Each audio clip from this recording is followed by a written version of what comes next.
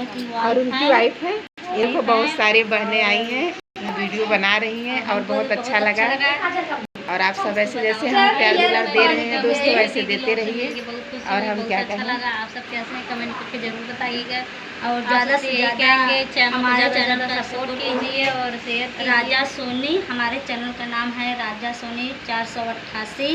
और ज़्यादा से ज़्यादा अपना प्यार दुलार आशीर्वाद जरूर दीजिए और मुझे सपोर्ट कीजिए जी। और साथ में आप लोग कैसे हैं, मोनू भाई को, अनीता पाल के चैनल पे आप लोग दोस्तों बहुत ज़्यादा सपोर्ट करिए। और आज आए हैं दोस्तों, देख लीजिए मोनू भैया के यहाँ, सारे देख सकते हैं मोनू भैया की औरत है ये।